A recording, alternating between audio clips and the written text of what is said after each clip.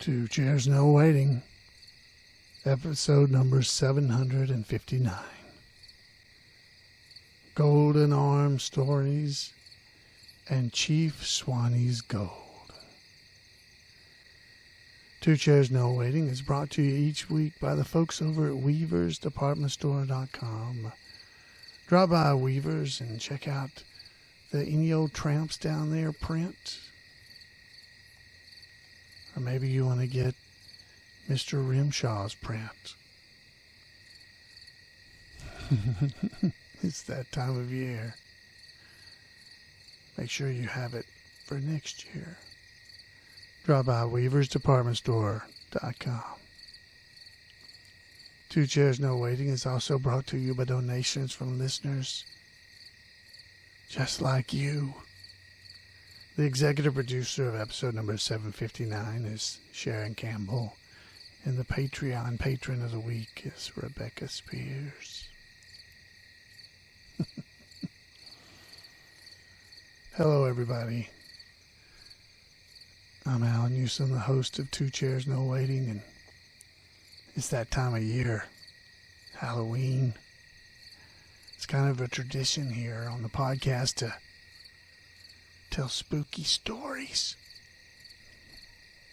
just like Andy did around the campfire. So you got some really nice stories. You're going to hear about Chief Swanee's Gold.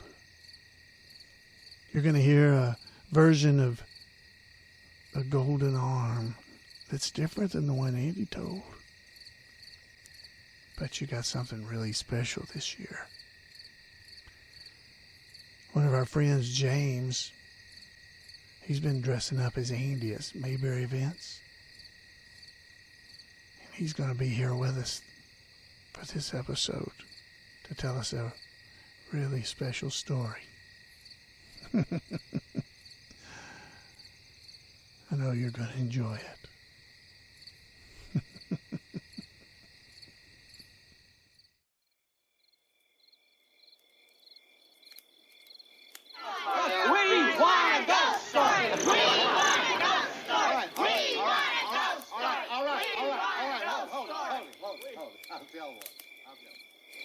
Listen.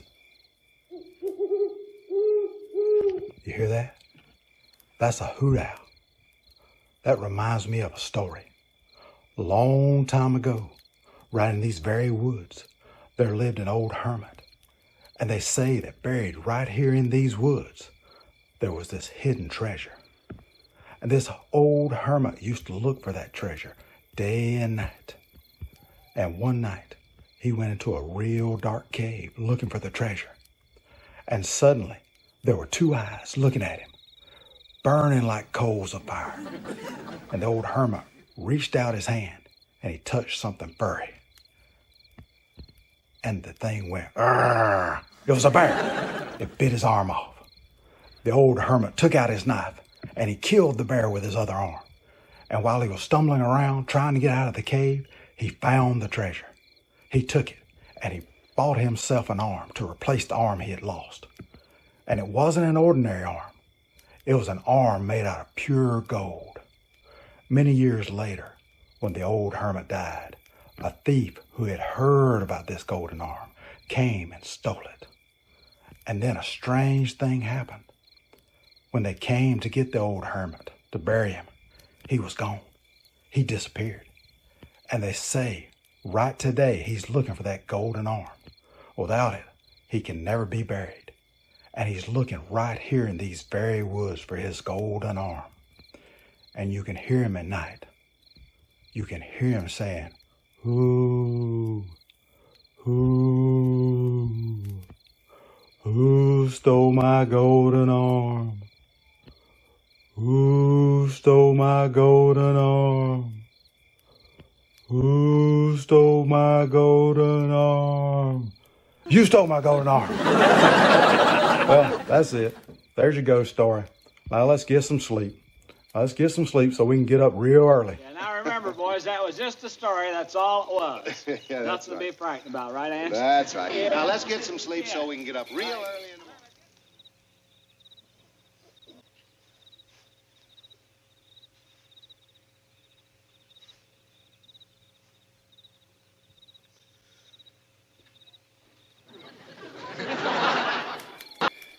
We've talked about the golden arm in the past. And he always told that around the campfire like this. I found a new story to tell you. This story is about Bill Morgan and Tom Edwards. You know, they sat around nursing their umpteenth beers at Fat Daddy's Saloon. There's a loud, smoke-filled, neon-lit honky-tonk in the foothills of the North Georgia mountains. Fat Daddy's has always been their bar of choice. On weekends, they always went there, but ever since Bill and Tom had lost their jobs at the bottling plant, well, they were there almost every night drinking away the last dollars that they had. If you hung out at Fat Daddy's long enough, the same things would happen every night, like clockwork. The phone behind the bar would ring at precisely 7 o'clock, as Miss Floyd would call, making sure her husband hadn't snuck over there after work. At 8:30, little Jake would lose yet another round of pool to Mike the Mouth Kelby, and he'd hear about it the rest of the night. At 9:30, someone would play Whiskey River on the beat-up old jukebox. At 10 o'clock, sitting alone at the end of the bar, Chief B.S. would tell his tired old tale of the gold of Swanee Mountain to anyone who would listen. Now, some of you young folks may not know what BS means, but for you older folks, you surely do. Bill gave the chief that name because he got tired of hearing the same old stories coming out of his mouth. The chief was an old Cherokee with long gray hair, wrinkled, leathery skin, piercing eyes, and a beaten-up old hat with some kind of turkey feather sticking out of the brim. His ancestors, well, they had lived and hunted in those North Georgia mountains long before the white man arrived. And he knew those mountains so well that he could hike through them blindfolded if he had to. That didn't matter much to the good old boys there at Fat Daddy's, who considered the chief a weird outsider. But maybe it was their dire employment situation that led Bill and Tom to suddenly pay attention to the chief as he told his story to yet another unsuspecting drunk. He always started his tale by telling about the Trail of Tears and how Chief Swanee, one of the most respected Cherokee leaders in Georgia, refused to go. Instead, Chief Swanee, he hid in those North Georgia mountains with his loyal braves, and when he died, he was buried in the mountains which now bear his name. According to the story, he was also buried with a large stash of gold coins, which remains buried with him today. This was part of the story where everyone in the bar would laugh at the old man and tell him he was nuts. That's true, the chief would insist. The gold is buried with Chief Swanee deep in the Swanee Mountain, but it's protected by his spirit. I can tell you how to get there, but I'd never go there myself.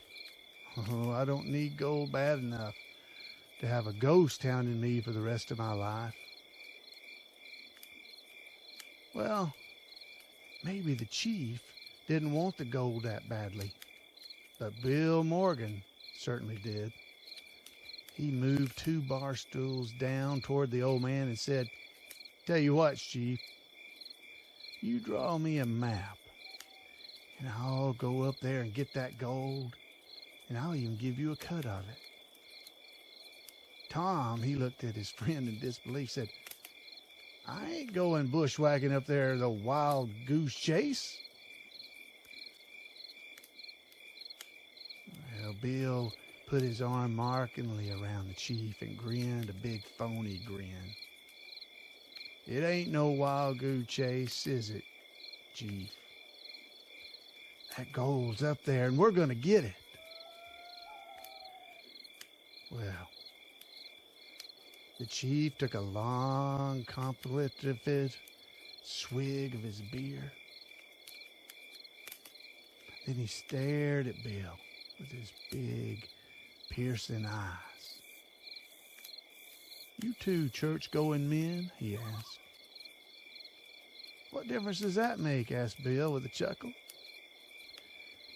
"Like I said, the gold is protected by Chief Swanee's spirit," the old Cherokee answered him. "If you go in there, you got to go in there with a pure heart. So a church-going man will stand a better chance with the spirit than a sinful one."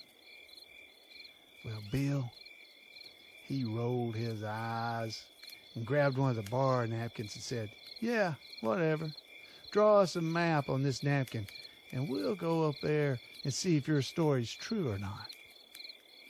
Then, winking at his friend Tom, he whispered, "If Chief B.S. is right, we're going to be rich this time tomorrow. Besides, what have we got to lose?" Well, after the chief had drawn on that napkin, he drew a map. Well, Tom followed Bill as he staggered out of the bar.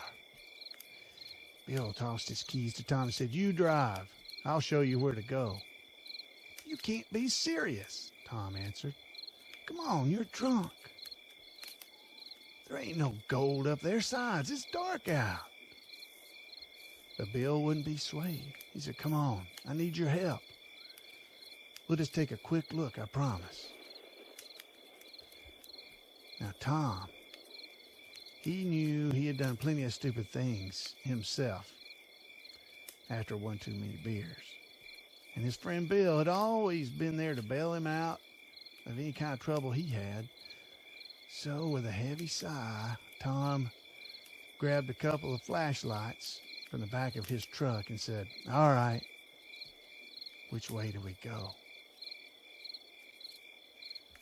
For hours, it seemed, Tom drove Bill's truck up a curvy two-lane road that led to the highest elevations there in North Georgia. The lights from town, they disappeared, and soon they were enveloped in darkness, alone on the road with only the intensely bright stars above keeping them company. In fact, Tom had never seen so many stars, so beautiful and bright. Or perhaps he'd just always been too busy to notice them. Maybe those Cherokees back then didn't have it so bad after all, he thought to himself. "There it is!" Bill suddenly screamed. Tom slammed on the brakes and looked where Bill was pointing, and on the side of the road stood a wooden, unoccupied lean-to with a big black pot inside. A crudely painted sign nailed to a tree above it said, "Boiled peanuts, $1." Tom rolled his eyes. These tourist traps were a dime a dozen up in the hills, especially in the fall when the leaf watchers drove up with their shiny SUVs from Atlanta. Tom looked at the map scrawled on Bill's napkin. Indeed, the chief had drawn the peanut stand with a long dotted line behind it, indicating a dirt road. Well, Tom turned onto that dirt road behind the peanut stand and plunged into the deep, dark forest. For several miles, the dirt road was surprisingly in good shape. But then all of a sudden it got worse. With Tom's truck was rocking violently from side to side in the deep ruts. Thick clouds of dust blanketed Tom's headlights, obscuring what little of the road he could see. It was obvious that no one had been down this old hunting road in years. Well, Tom was just about to turn around when the road suddenly dead-ended into a thick, impenetrable wall of old-growth trees. Well, Bill, he looked at that map, clutched in his sweaty hands, and grinned, said, "We're here." "Where's here?" Tom thought to himself as they exited the truck. The woods surrounded them. They were pitch black and silent, save for the loud crickets. They seemed to be everywhere. Well, Tom, he followed Bill as he plunged into that old-growth forest. The trees wider and taller than anything he'd ever seen before. The ground rose up steeply before them. And all the beer Tom had consumed that night quickly perspired from his body. He was now totally sober, wondering what in the world was he doing out here. Panting and exhausted, Tom rested against a tree. After a few minutes passed, he noticed that Bill's flashlight beam had disappeared. He called out Bill's name, but only the crickets answered him. "Bill?" he called again. But there was still no answer. Now worried, Tom cried out as loud as he could, "Bill!" Bill's faint voice, it drifted back from somewhere in the darkness. "Hey, man, I'm over here. Look over. Well, see, Tom, he ran frantically in the direction of Bill's scream. His flashlight beam bouncing off the ominous trees. He screamed his friend's name over and over, but only the mocking crickets talked back. Then his flashlight beam cut across this small cloud of dust floating in the distance. He ran over in that direction, only to suddenly freeze in his tracks, his eyes widening. A few inches from his feet was a yawning black hole, leading straight down into the black, uncharted darkness. "Tom, you up there?" screamed Bill hoarsely from somewhere in the dark depths. Tom pointed his flashlight down into that hole, revealing a rocky pit nearly 50 feet deep. Bill looked up at him from the bottom, bleeding gash right there on his face. But he was standing. He then gave Tom this boyish grin and said, "Look what I found." Well, Bill turned on his light, and Tom could see that he was standing in some sort of a cavern entrance with numerous holes in the wall leading to God knows where. But in the dancing beams, he could also see eerie paintings on the wall, pictures of the universe, of animals, of warrior figures, strange tribal masks. On the ground beside Bill's feet, Tom swore he saw a human skull buried below the red clay. But it was what he saw next that made his jaw drop. Sparkling in Bill's flashlight beam was a dirty burlap sack filled with gold coins. Bill looked up at Tom and grinned. "What do you know?" he said. "That engine was right." Well, they wasted no time hauling that bag of gold out of that pit and running it back through the woods. Bill had sprained his ankle slightly in the fall, but that didn't stop him from making a beeline toward that truck. And as they roared back to town, they whooped and hollered. They yelled out the windows. listing all the things that gold was going to buy them: sports cars, motorcycles, beach houses, beautiful ladies. But they agreed that the first thing they would do is march right back into that bottling plant and tell their old bosses to, well, you can imagine what they might have told them. Well, several days passed after their discovery, and Tom became concerned that he hadn't heard anything from Bill. So Tom's phone calls to Bill went unanswered, and nobody at Fat Daddy's had seen him, which was unusual. Had Bill left town with his share of the gold? So one day, Tom drove over to Bill's place to check on him.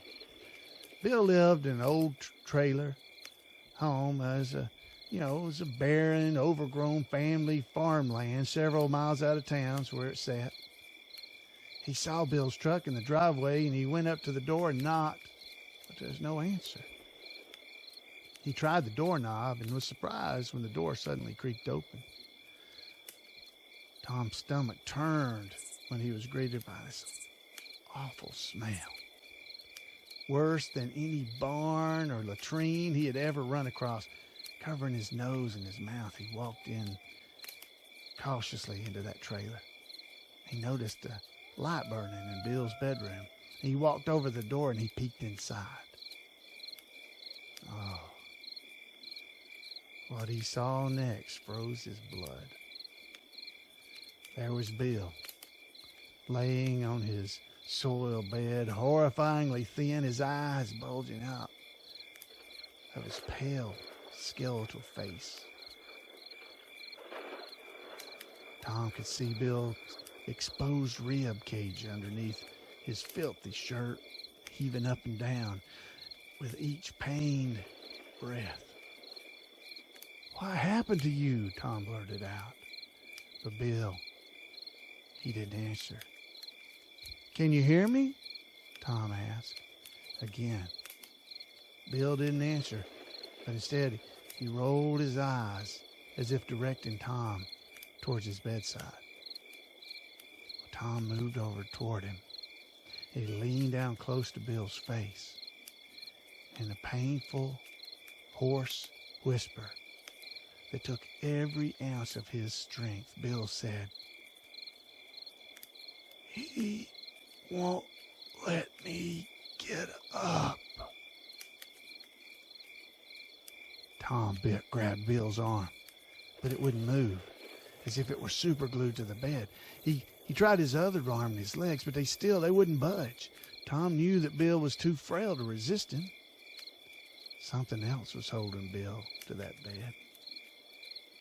Something powerful and invisible. Tom lunged for the phone to call for help, but it was dead. The phone was dead. Frantic, he ran into the kitchen, heated up a bowl of canned soup, and then brought it back to Bill's bedside with a glass of water. But Bill spat up everything Tom tried to feed him. His eyes deliriously rolling back in his head. As Tom watched his friend suffer, his mind suddenly crossed that line between the real and the surreal. That moment when you finally realize you don't really know everything about how this world operates, and anything is possible. So without thinking, Tom grabbed Bill's share of Chief Swanee's gold, still sitting in that burlap sack in his closet, and then he rushed home, grabbed his own share, and sped back up to the hills, past the boiled peanut stand, down an old hunting road, through the creepy old-growth forest, up to the edge of that deep pit, and with tears in his eyes, he called out to the skeletal remains below, and he said, "I'm giving you back your gold, Chief Swanee. I don't need it, and I'm sorry I took it. I'll never bother you again. Just please let my friend go, please. He's my only friend in the world. And that's the only thing that matters to me, I swear." And with those words, he tossed those bags of gold coins back into that pit. Then, using his bare hands, he shoveled dirt and branches and rocks and anything he could find over that hole so no one else would ever find it. Then he bolted back to his truck and sped towards town.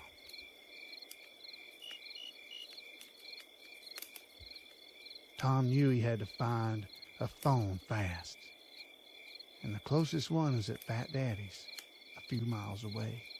The sun was quickly setting over the hills, and he knew that Bill didn't have much time. Tom knew he'd get strange looks wandering into the bar with filthy clothes and cut, bleeding hands, but he'd find a way to explain it later.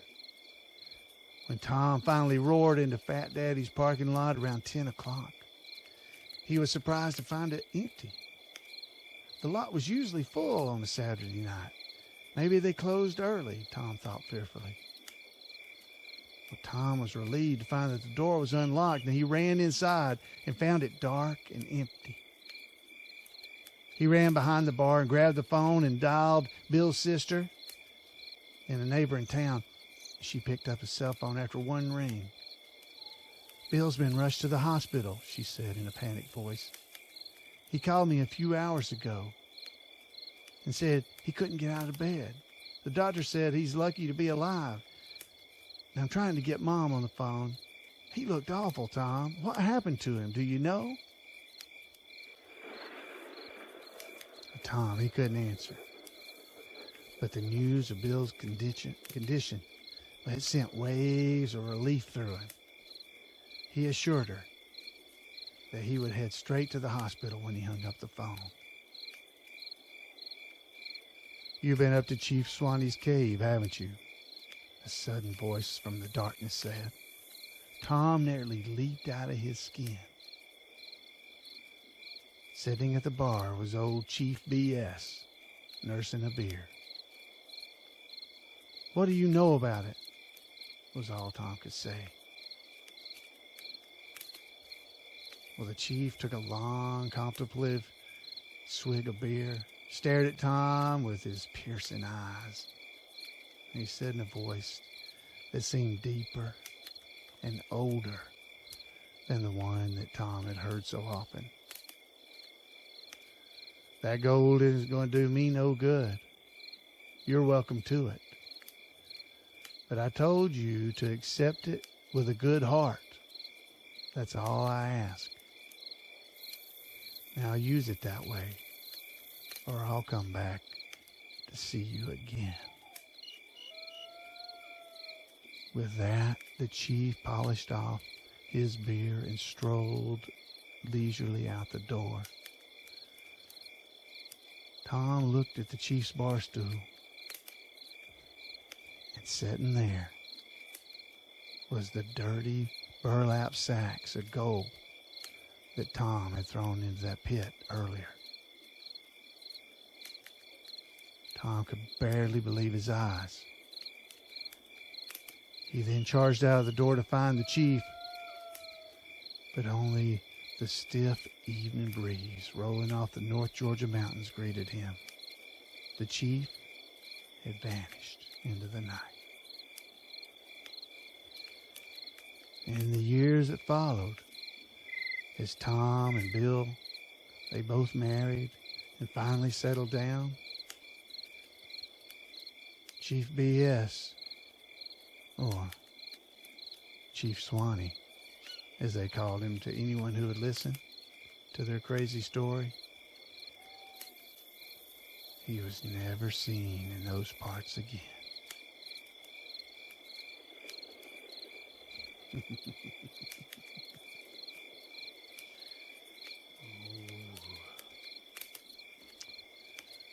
So I hope you enjoyed that story. Heard that story from fellas Craig and Lanny. Or were their names Bill and Tom? Guess we won't ever know. Sleep well, my friends. Until next time.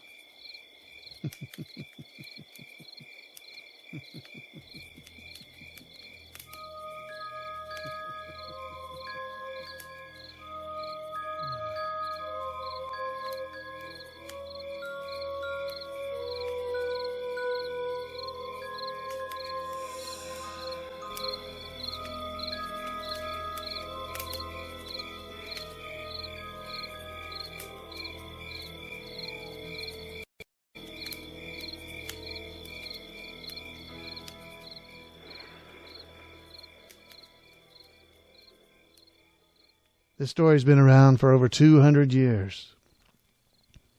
And tonight we're going to hear yet another version of Who Stole My Golden Arm. And I hope you're going to enjoy it. So sit back. If there's children in the house, you may want to move them around or sit close to them and let them hold on to you as we hear Who Stole My Golden Arm.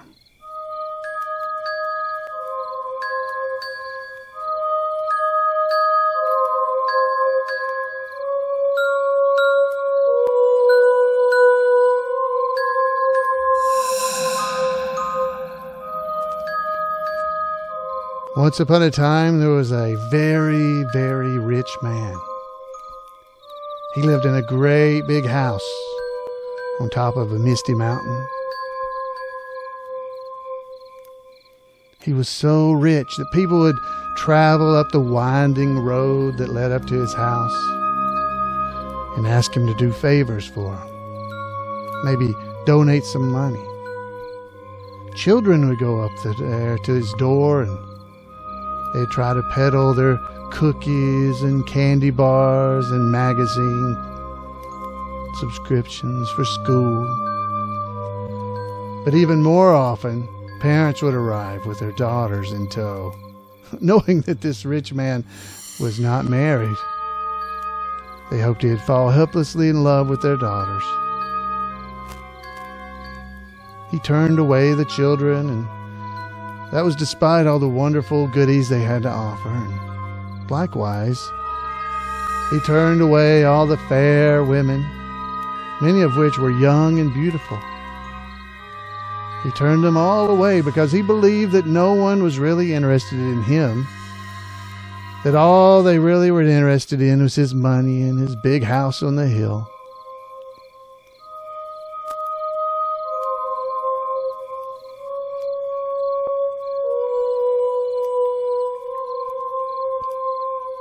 One day, a woman arrived at his door. She wasn't looking for money or for love. She simply needed some directions. He was suspicious, but after listening to her tales of getting lost, he found himself most captivated by her arm. It was her golden arm.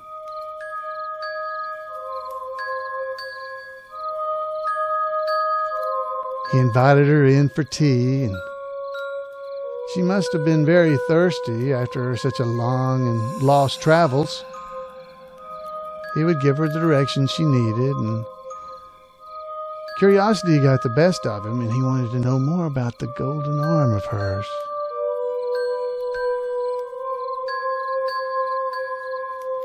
So over a glass of tea, she told him how she had been born the daughter of the richest man in the land,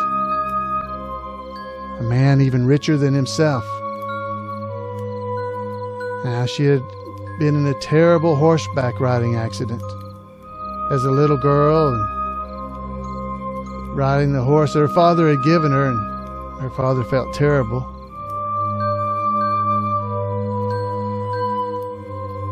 When she lost her arm, she cried and cried and cried.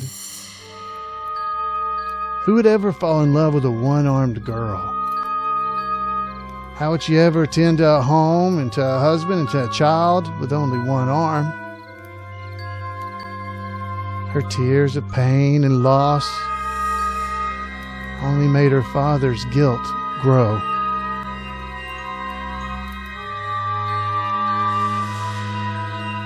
So, when she was a young lady, her father gave her a gift of the golden arm. It was made of the finest gold in the world, and made to look exactly like her arm, but of solid gold. Her father told her that no one, no thing, no accidents, no horses could ever take that arm away from her. It was her golden arm.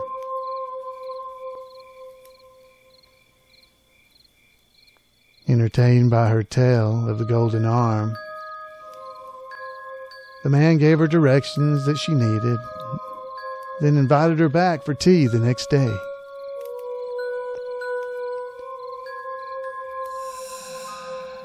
Day after day, they enjoyed afternoon tea together, and eventually they married. He thought no man was as fortunate, as blessed, and as lucky as he. Then suddenly, one day, his wife died.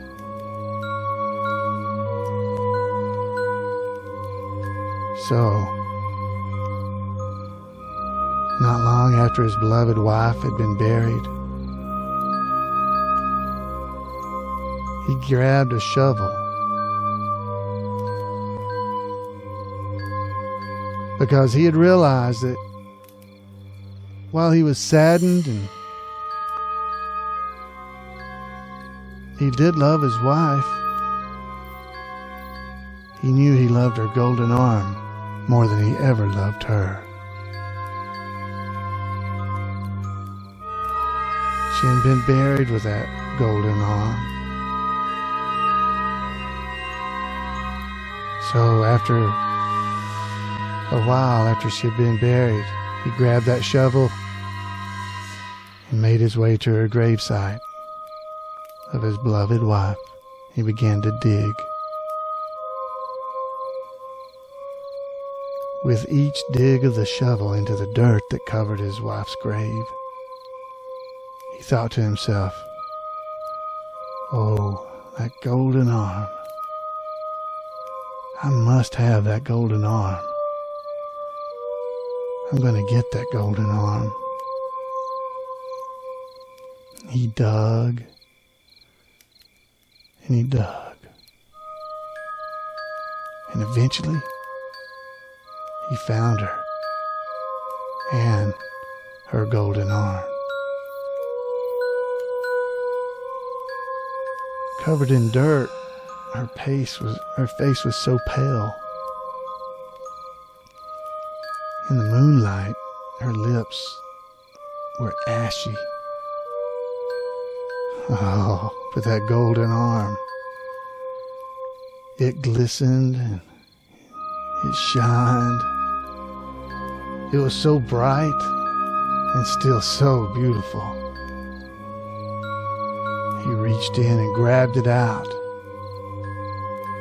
and he quickly began to cover his dead wife with the fresh dirt that he had piled up. All the while he was thinking to himself, I have the golden arm. I've got it. I finally got the golden arm.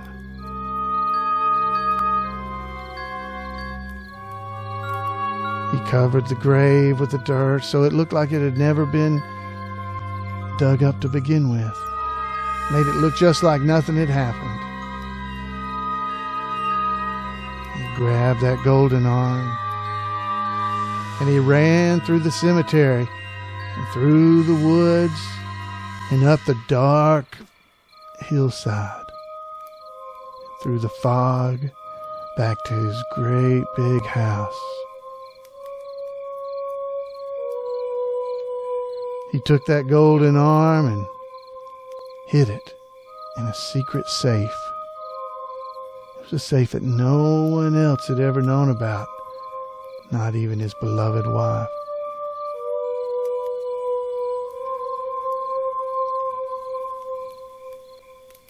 After all his hard work digging, and his wild uphill running through the fog, he found himself exhausted.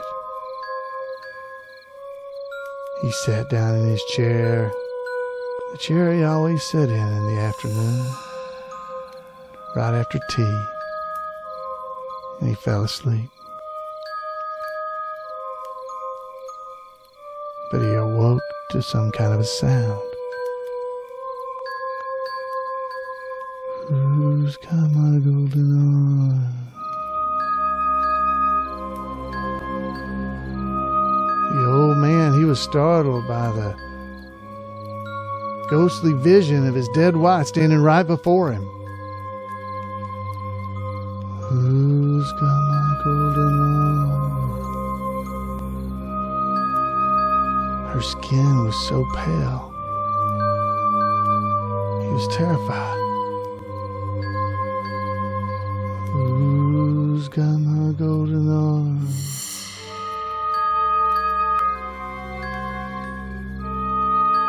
Her ruby lips, they were ashen and gray. Could it really be her? Who's got my golden arm?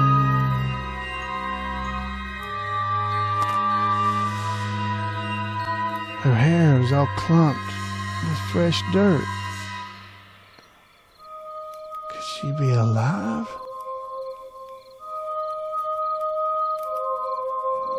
Who's got my golden arm?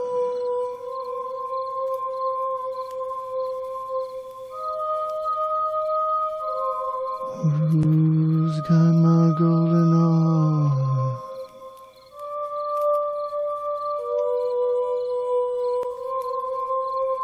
Who's got my golden arm? You've got my golden arm.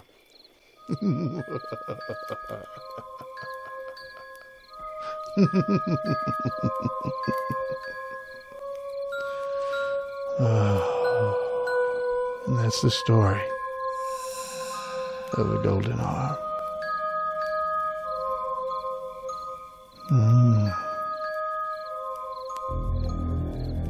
I hope you enjoyed that story. It's always fun to tell. Feel free to share it with somebody else. Maybe even tell it around the campfire.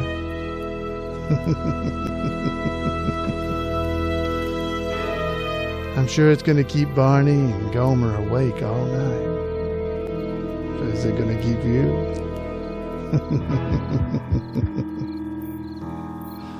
I hope not.